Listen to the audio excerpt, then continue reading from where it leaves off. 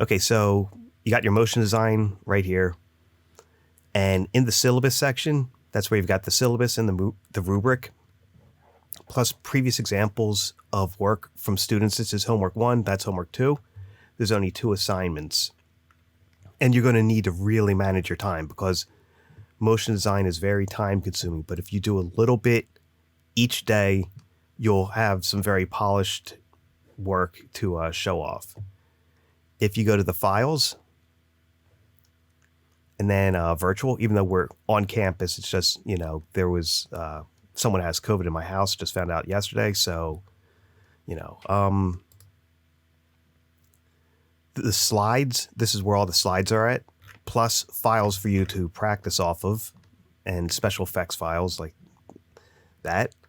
And bonus material is Adobe Animate. I don't teach that anymore, but if you want to learn it for free.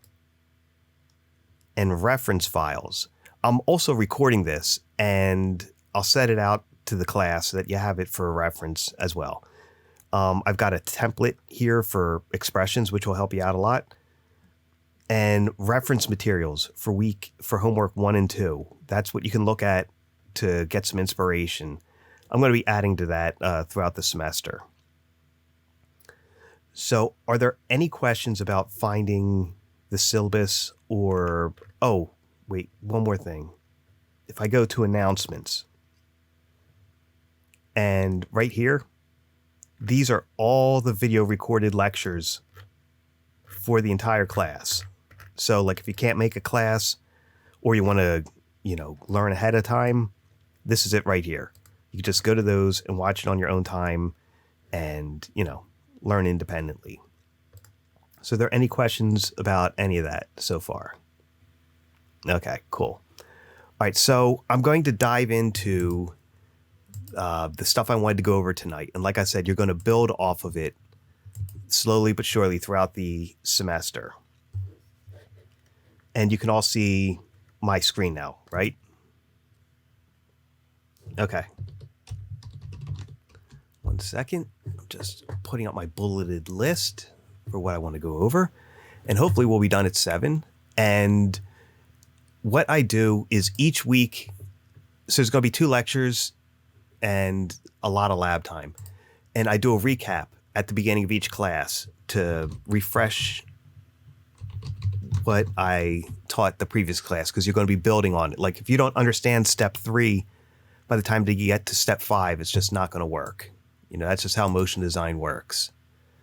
So that's why I always will go back and recap every now and again, just so that you have a good foundation. All right. So, and if you hear me mute the mic, it's because I'm coughing. That's all it is. All right, so I'm going to close this. And we will start from scratch. You'll have a new screen. It'll say new, and you just hit new when you get there. And what we're doing for our class, I'm going to go composition, new composition. We're going to be working with these settings, 1920 by 1080, 24 frames. And then down here, it's going to be like how long it is. For tonight, I just want everyone to type in, so first, it's composition, new composition. So wait for everyone to get there. Because I know you can't, unless you got 2 screens.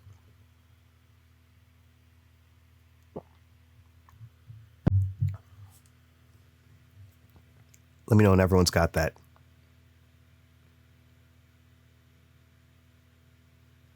This is why I prefer using YouTube, because you could stream it off your TV or your phone and work off of your laptop and still be able to see what's going on.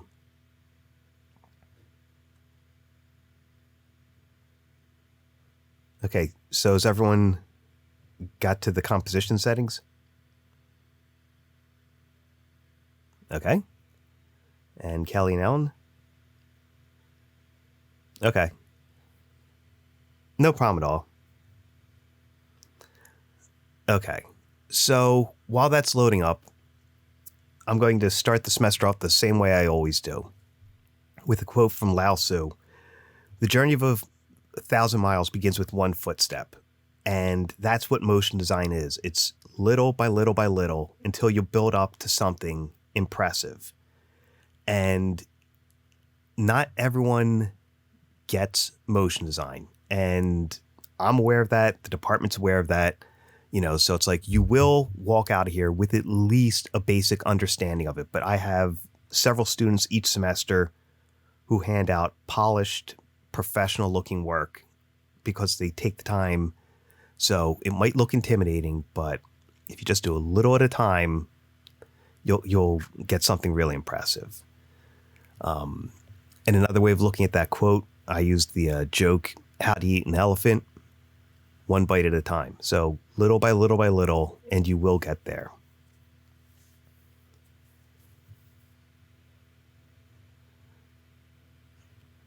Are you, hey Kelly, are you installing or loading up? Oh, okay.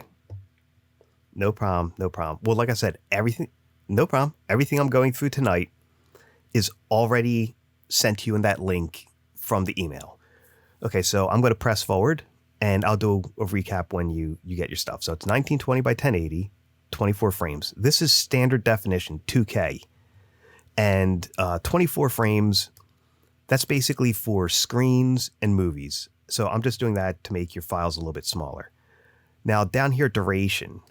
The way time code works, it goes hours, minutes, seconds, frames. So if you wanted to do a 4-second sequence, if you just type in 4, that's only going to be 4 frames. So you have to do 4 period 00.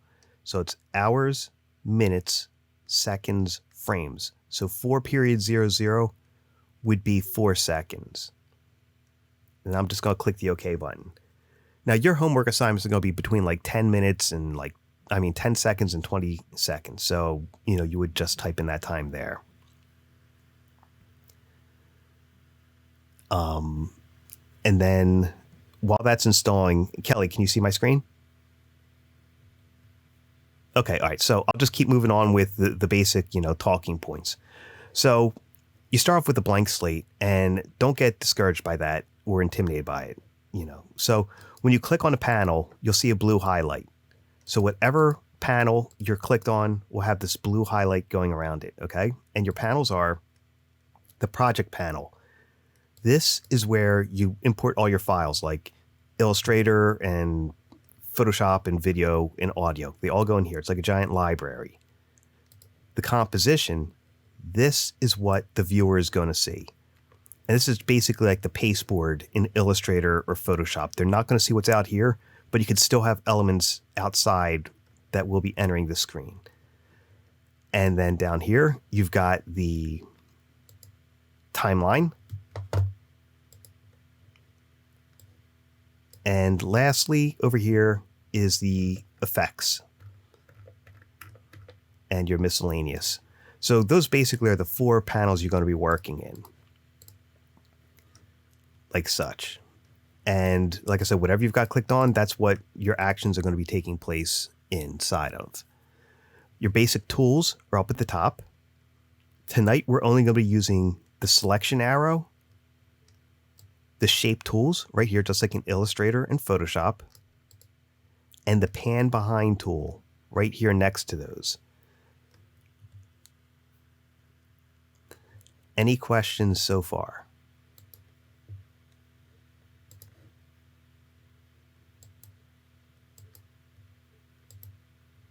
Nope, all good still? Okay, great. So I'm going to do a brief animation to explain the process you're going to be doing for like the whole semester. It's always going to be this. This is the basics. So I'm going to, I'll draw a circle. And remember, just like in Illustrator and Photoshop, if you hold down Shift, you're going to get a circle or a square. If you don't hold down Shift, you'll get an ellipse. Okay, so I'm going to go through this and then we'll all follow along. So what you do is you always start off with think about what you want to do. Then the next step is figure out how you're going to do it. A lot of motion design is troubleshooting. Okay. So just be patient with it. You know, years down the line, you'll still be troubleshooting. It's very technical. So once you have an idea and then you figure out what you're going to do, you're going to move the anchor point. So I'm going to have this circle come up from the bottom, rise up a little, hit an imaginary ground, squash a little bit, bounce up a little, and squash down.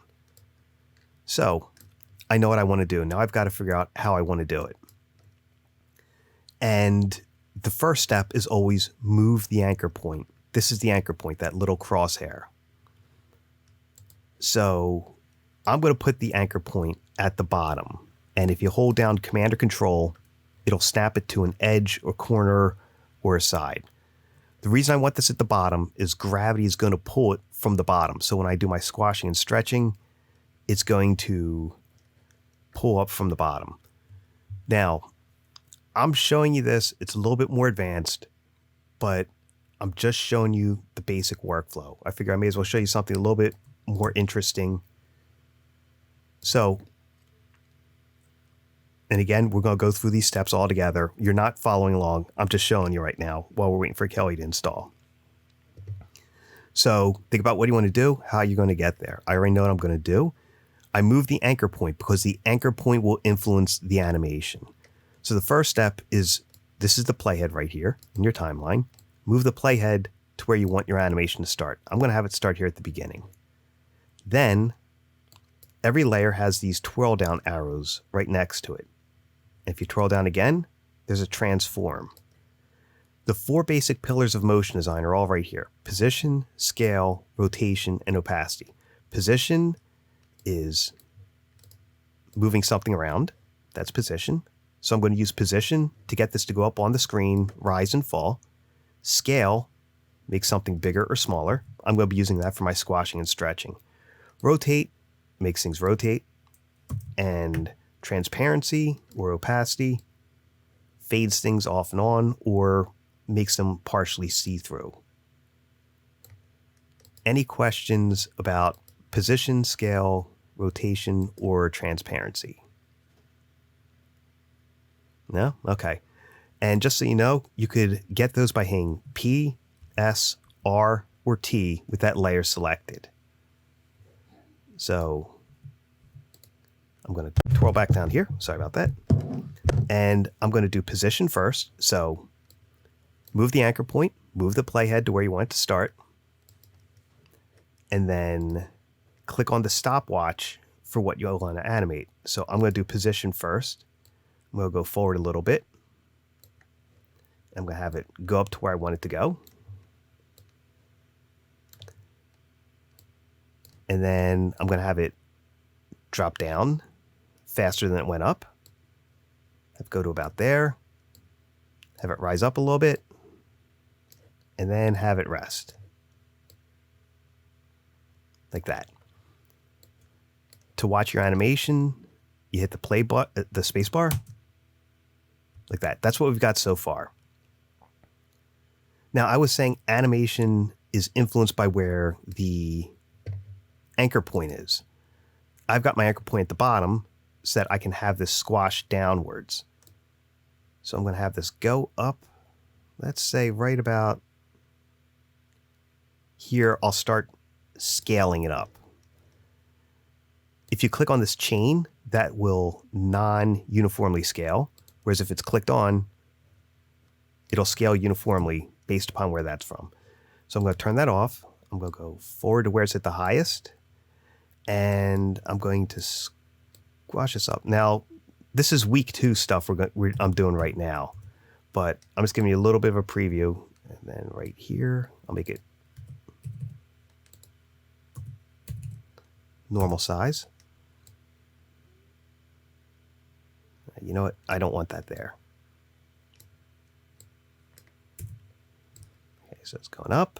And then right before it goes down is where it's going to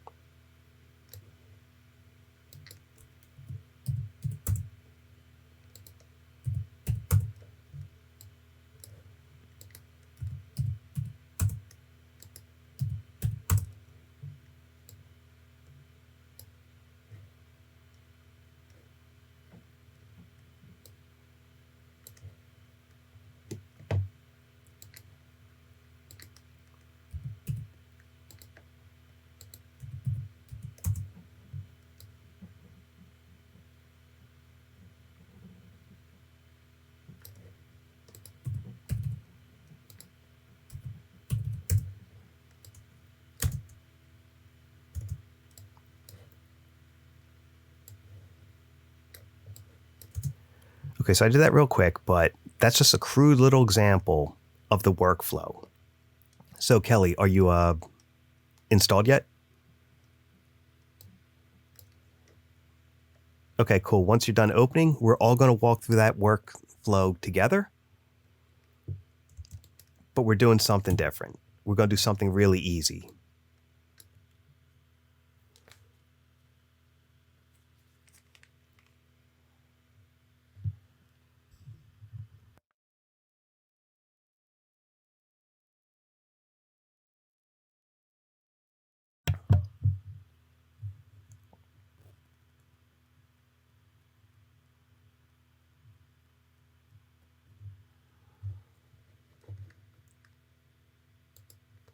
Okay, so in a moment, once she's up and running, we're going to do the basic workflow. And like I said, you'll be building off of this the rest of the semester.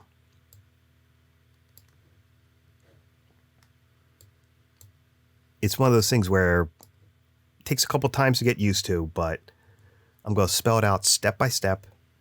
And,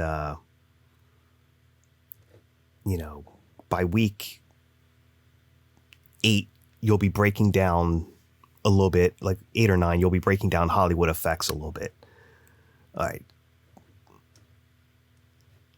So what we're going to do is I'm going to have a square, and we're just going to have it move across the screen a little bit and then rotate. Just something simple.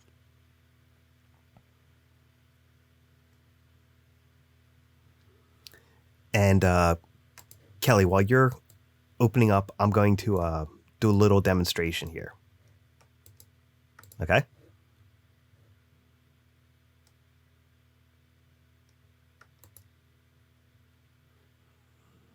Okay.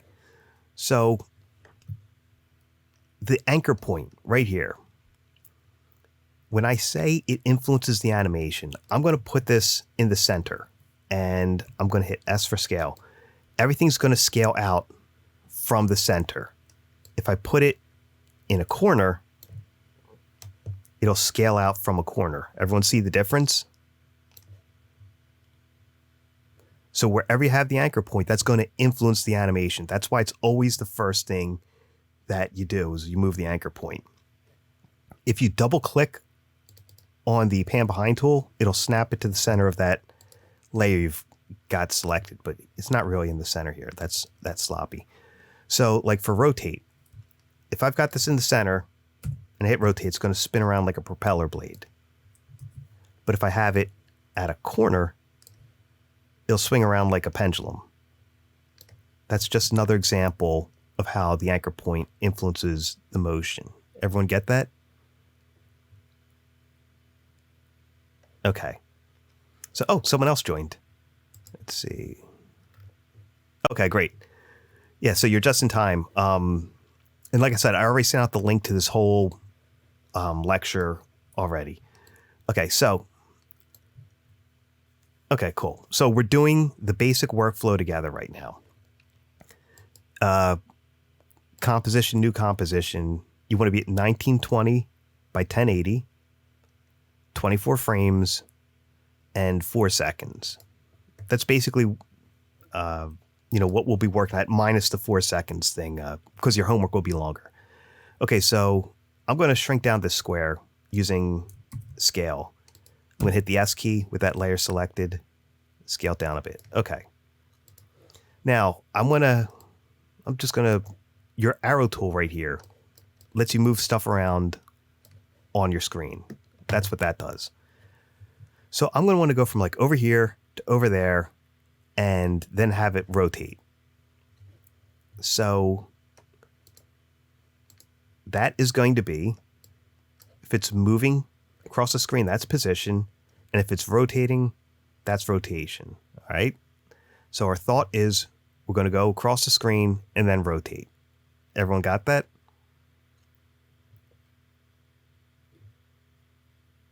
Okay. So that's step 1. Think about what you want to do. Step 2, think about how you're going to do it. And then step 3 is move the anchor point. So for this to rotate, just to be interesting, I'm going to put the anchor point at the top corner. So here I'm going to zoom in so you can see what I'm going to be doing. Okay, so watch my screen first, and then you can do it. So here's your selection arrow for moving the layer around. This right here is the pan behind tool. It's right next to your shapes. That's where I got my square from. So I'm going to grab the pan behind tool, go to my anchor point, and if you hold down Command or Control, you can snap it to a corner, a middle point, an edge, or a center. So I'm going to snap to the top left corner. Like that with the pan behind tool. And if anyone can't do that, please let me know.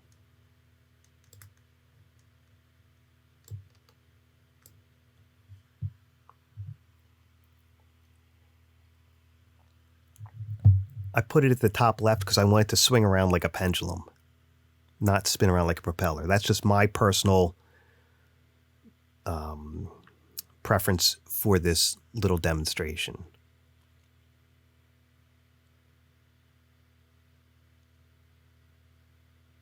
And once you've been able to move the anchor point, just let me know.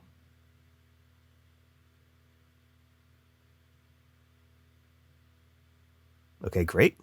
Nice work, Sarah.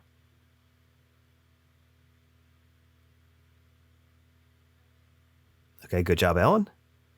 And then Kelly.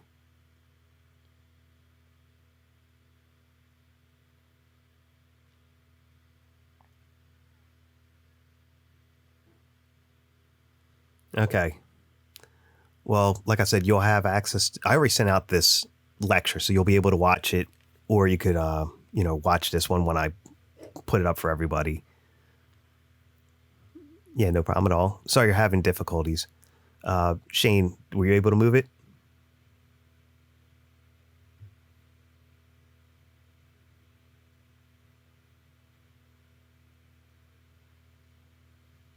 Okay, try this.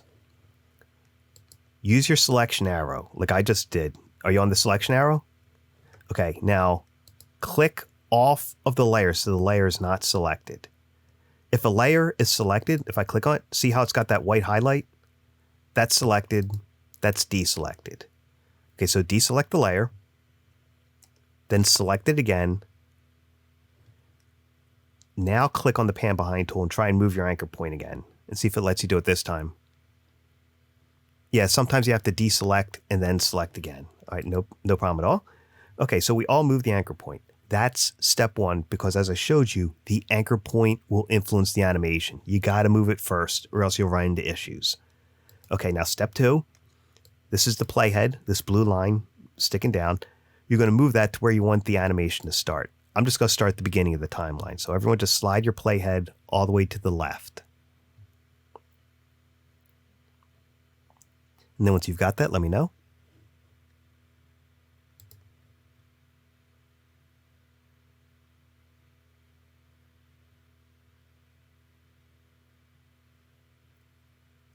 Everyone able to move their playhead? Okay, great. Okay, good. Okay, so that's step two. Move the anchor point, then move the playhead. The next step is click on the stopwatch or stopwatches that you want to animate. And for us, it's going to be position, because first it's going to move, then it's going to rotate. Think about the order of things that are going to happen in your animation. So I'm going to click on the stopwatch for position, okay? And once you do that, you should get a little diamond in your timeline. That's your first keyframe. If everyone does not have that, please let me know. I clicked on the stopwatch for position, and then I got a little diamond right where the playhead is.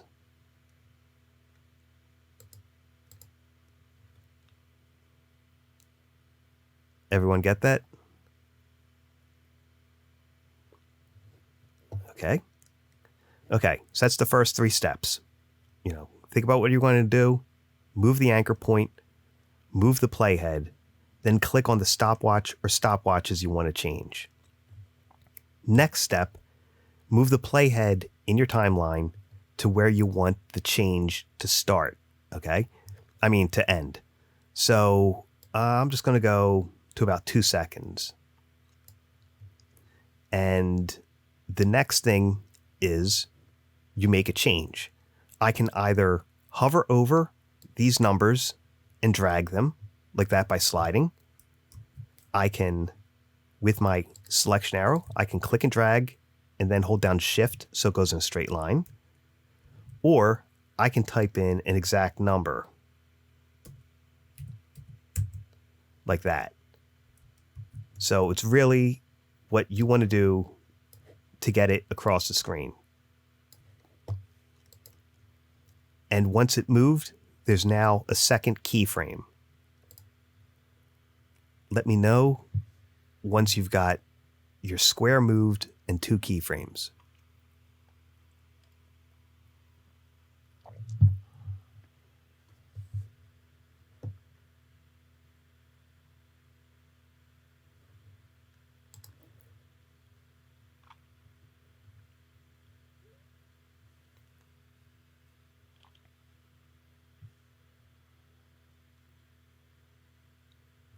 Exactly, yes. The little diamond is your keyframe.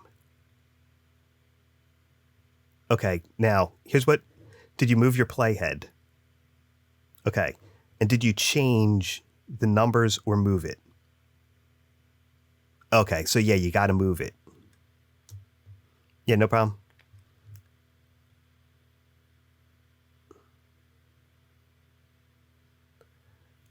So you move the anchor point, which you did. You move the playhead, click the stopwatch. So that created the first keyframe. Then move the playhead again to where you want your change to end. I chose 2 seconds. And I moved the square. By moving the square, that created the second keyframe.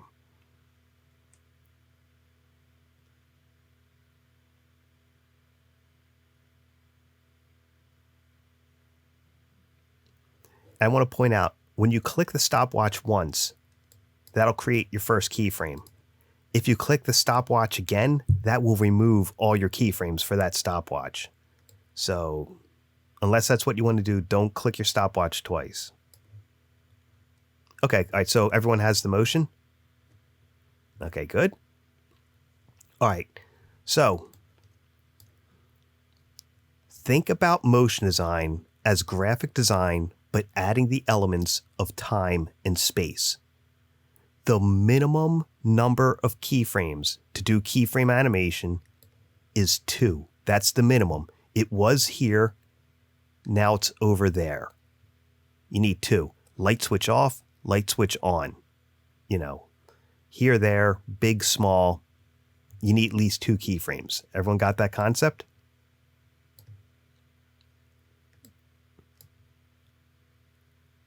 Okay. Oh, I like the little thumbs up. That's funny. Okay, so the closer the keyframes are, the faster the change will occur over time. So that's where it's going now. If I slide this closer, it's faster. The further apart they are, the slower the change will take place. And as you saw, you can box select to move your keyframes in the timeline to get the speed you want. And when I've got my keyframe selected, you can see the motion path that was selected. The further apart, see, so if I move this closer, the dots in my motion path get further apart. The faster something's moving, the less dots will be in the motion path. And the slower something's moving, the more dots you'll see in the motion path. These are little tricks you can figure out how things are moving just by looking at them sometimes. I'm just showing that for reference. Okay, so we got the first part. Now, the second part, and this, by the way, is basically your whole first part of motion design is think of what you're going to do, figure out how you're going to do it, move the anchor point first based upon the motion you want, then move your playhead, then click on the stopwatch or stopwatches that you want to animate at that time, and it'll create a keyframe. Then move your playhead to where you want the change to take place, and then make a change. So not all your animation will be lining up. You know, that's just the way things happen naturally in the real world. So I'm going to start about here for my rotation. So I'm going to keep this stopwatch clicked on, and then I'm going to click on the stopwatch for rotation. And that added a keyframe right there. Okay. And I'm going to go a little bit past the first one and rotate it a little bit. Go forward a little bit more, rotate in the opposite direction, and then have it stop. Was everyone able to have that rotation happen the way you wanted, when you wanted?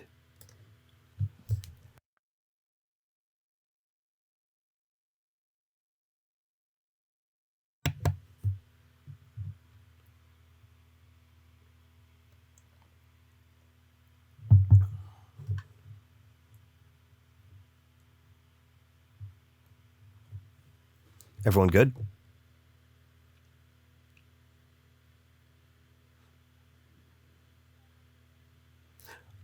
Yes. Yeah, I mentioned that earlier. Great. Glad you brought that up.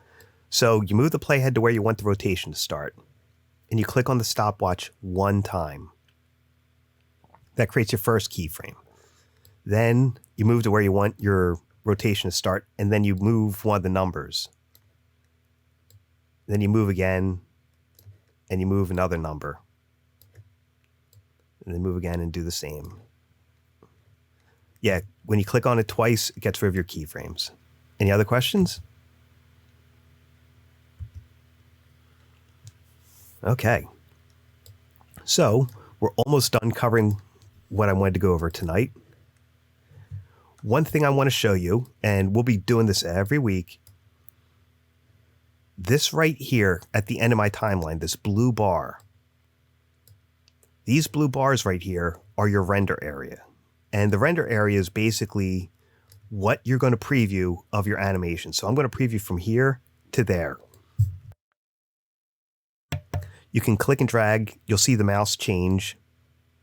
And that's how you change your work area. This helps you create faster loops for your animation so you can tweak it and make it look better. Okay, so that's one of the things I want to show you. And another thing I want to show you all is this right here. Okay, so you learned about the stopwatches. You only click them once to start your animating. This eyeball right here, that will show or hide your layer on the screen. And then these are crucial. If I click here, it'll snap the playhead to the previous keyframe for that stopwatch. If I click here, it'll snap the playhead to the next keyframe. Okay? So that's how you can go back and forth between previous and next keyframes for that stopwatch. Yes.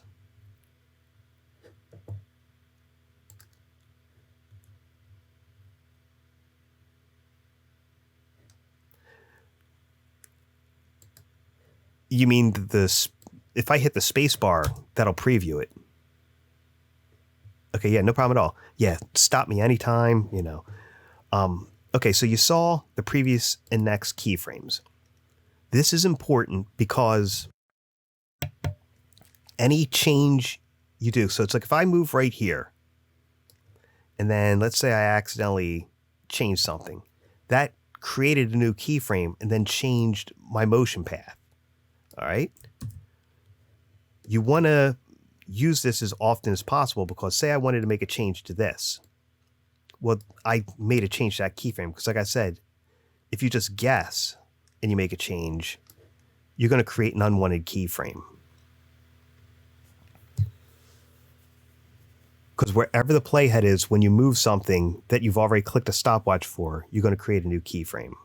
Everyone understand that?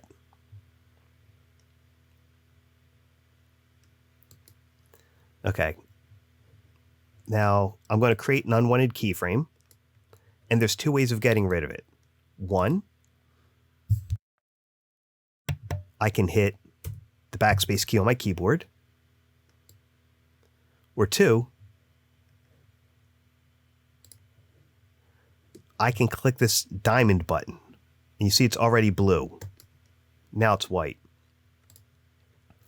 And I'm going to show you why this diamond button is so important. Okay. Let me minimize that. The diamond button will either add a new keyframe or delete a keyframe. Does everyone understand that so far? Okay. Great. So I'm going to delete this and do a little pop quiz.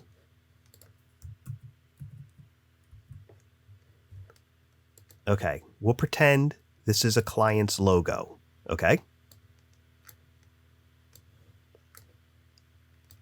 Everyone got that? All right, now here's what the client wants. You ready?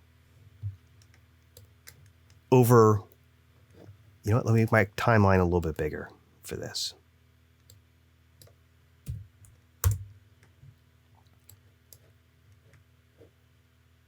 This little slider right here, that's how you can magnify in and out of your timeline.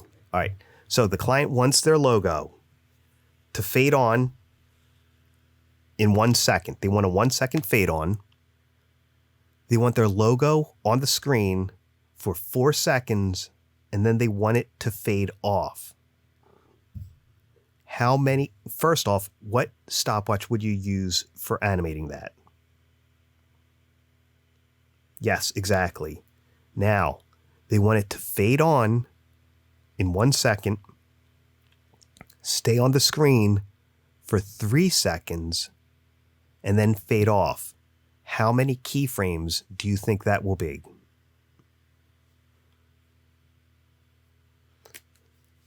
You're close.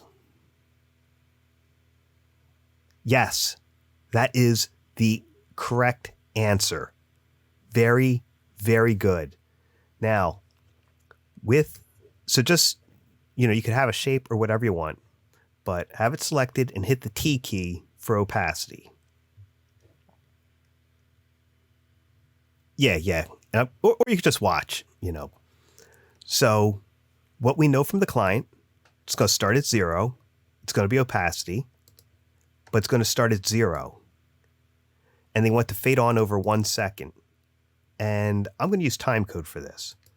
I'm going to go 1:00, because remember, it's hours, minutes, seconds, frames. So then I'm going to click my diamond to create my keyframe and set it to 100. So it's fading on over 1 second. Now, they want it to stay on for 3 seconds. So I just add 3 seconds to this and I go 4 period. Nope. Yeah, that's right. 0, 0.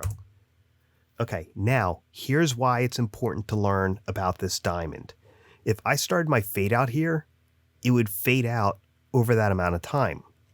So if I add 1 extra keyframe, it's fading on, staying here, then it's going to fade off at the 5 second mark. So I changed that 100 to 0. So it's going from 0 to 100, staying at 100, then going to 0. If I did not have this keyframe here, it would start fading off right there. See the difference? That's why the diamond is important to get used to doing, because for things like that where you want a change to not happen over a period of time, just doing that extra keyframe, it copies the keyframe before it.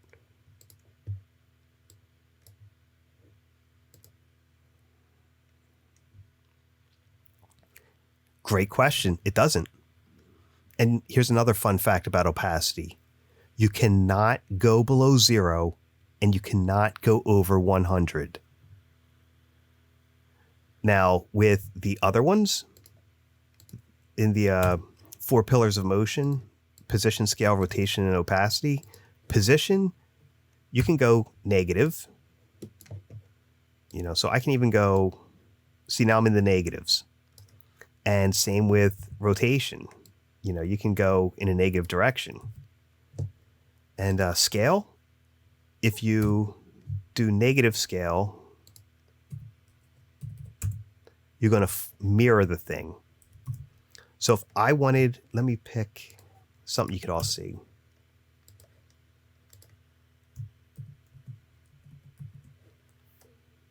If I wanted this flipped, I'd go click off the scale uniform, and let's try flip it on the side like that. Now it's backwards. And then if I did it on this one, it might be upside down, like a reflection. Yep. So that's how that goes. That's just a little, you know, little introduction. Trust me, it's going to be fun. Like I said, give yourself time to get the homework assignments done, because you can see just doing one thing, you've got to think of what you want to do, figure out how you're going to get there. Then for each layer in your animation, you got to move your anchor point to where you want the motion to be influenced by. Then move the playhead. Then click on whatever stopwatches you want to animate. Then move your playhead, make your change. Like such.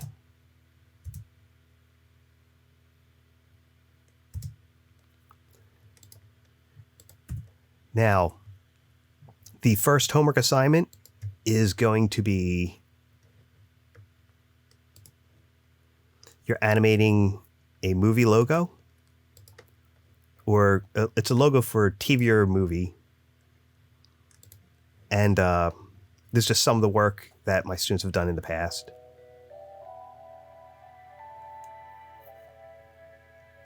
Don't know why it's playing low res, but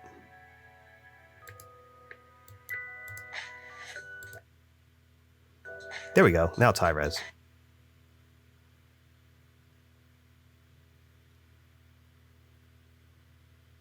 So it's like when you're looking at this, look at each element and how it comes in. You know, so it's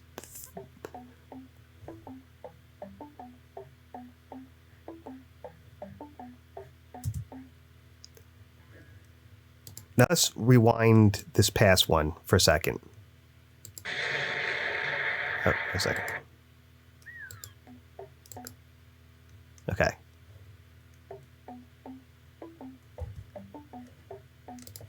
For the fish head to go across the screen, what stopwatch was that? Exactly. Now watch the fins. What do they do for the fins? Exactly. The eyes are scale, non-uniformly, because they're just scaling down from one direction. And then the whole thing moving, that is position. Yeah, exactly. Now watch the chopsticks.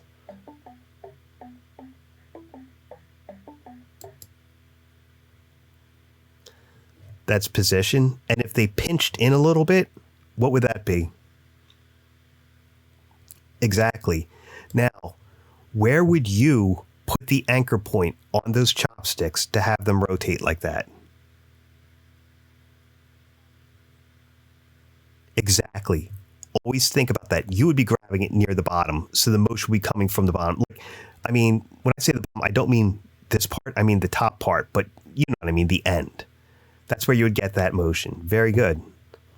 So you're all absorbing this pretty readily. So just remember, the first assignment is going to be a logo for a TV studio or a movie studio. Design a logo well, like graphic motion design is graphic design plus time and space. So design a good logo. And then you'll break down each part and figure out how you want to animate it. Do you understand?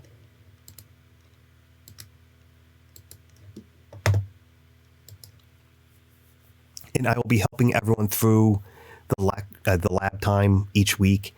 And what I want people to do is draw out your idea and send it to me. You can just take a picture of it with your phone and email it to me. or if you see something that inspires you online, send me a link and I can help you break it down. And what I'll do is, say for your animated logo, you're going to need a technique that we might not learn till week 7. I'll teach you that technique early so that you can keep working on your project. Make sense? Yeah. Now, the only thing I discourage wholeheartedly, do not do 3D. Okay? Don't even go trying, because it'll take you longer to render, and it's tough enough learning motion design in 2-dimension before you go diving into 3D. Make sense? Okay. And by 3D, you know what I mean. Like, you've all seen 3D video games. All right, excellent. And another thing, let me just hide this. Let me even delete that. This is the last thing I'm going to show you.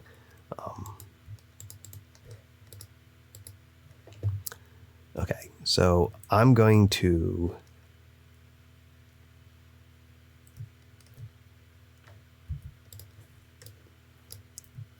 duplicate this, move it over here. Okay, so this one I'm going to make red.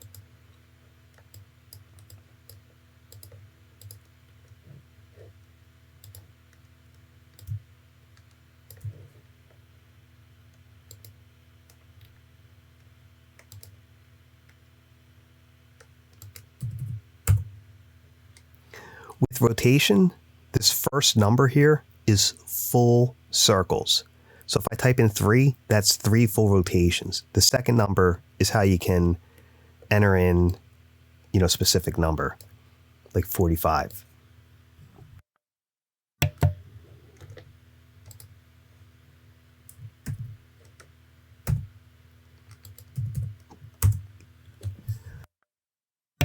Okay.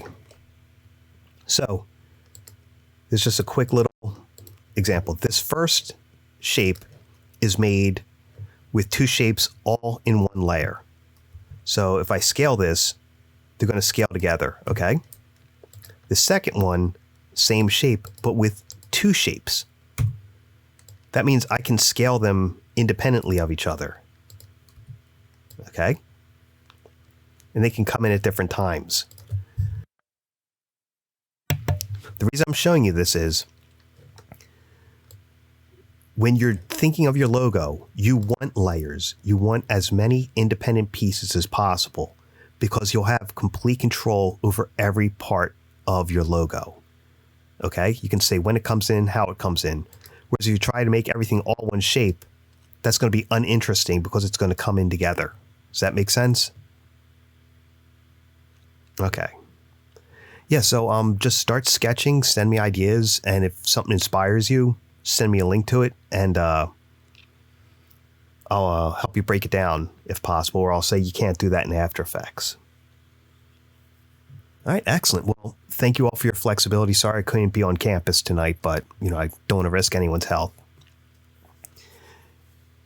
Yeah, no problem. And Kelly, did your After Effects work tonight or no?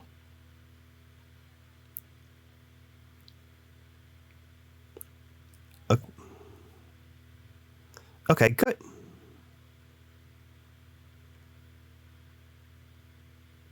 Okay, all right, great. Yeah, if you're running slow, only run After Effects.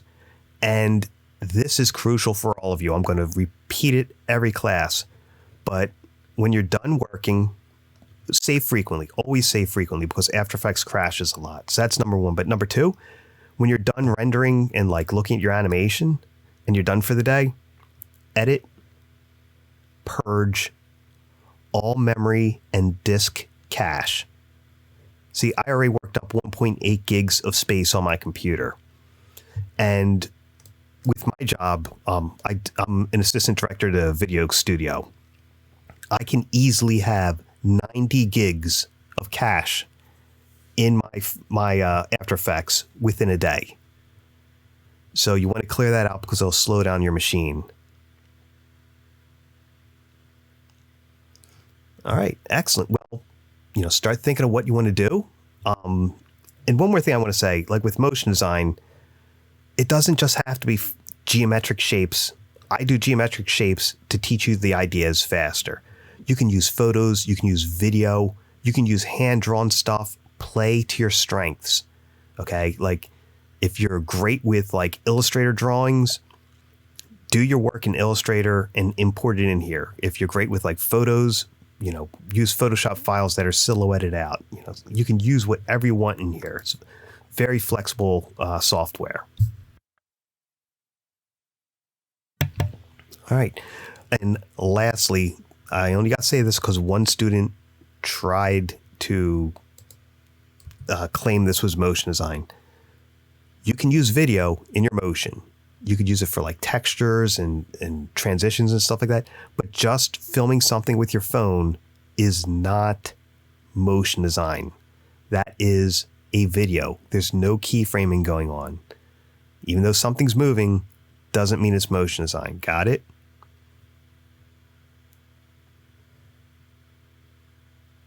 Okay, good. Because the person filmed something in their backyard with their phone. They're like, here you go. I'm like, this isn't a video class. You know, they wanted to go to the department head over it. And I'm like, look, nice try. Yeah, so.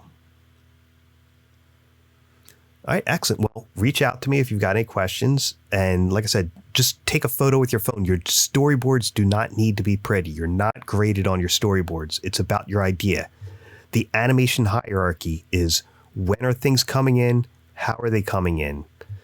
And, you know, your information hierarchy, which would be your final logo, like what's most dominant and what's most important. That's what I want to see. And I'll help you figure out the in-between parts of it.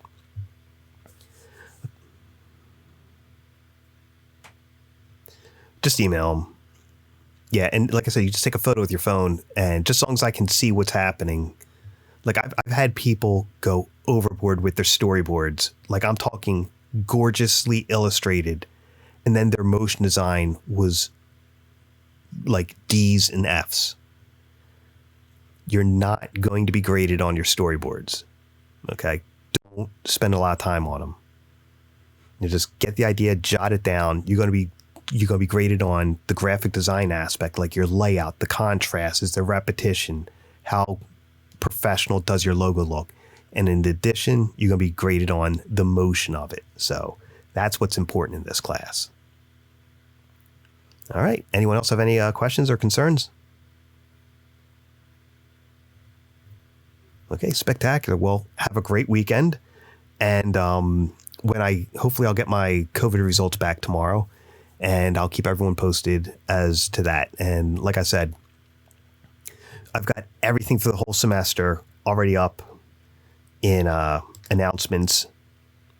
This first announcement right down here, it's a link to every single lecture. So if you want to jump ahead or, you know, just comb through it, you know, knock yourself out.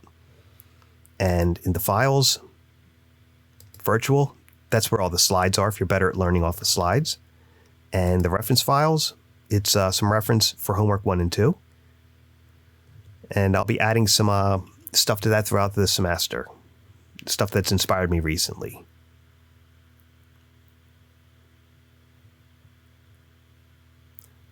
All the lectures build up to you learning how to do the homework assignments. You know what I mean? Like, you have 2 graded assignments, yes. But, like, I'm not joking. Last semester, the students did not watch my videos for the first, like, 4 or 5 weeks. They came into the lab and expected me to teach them their homework.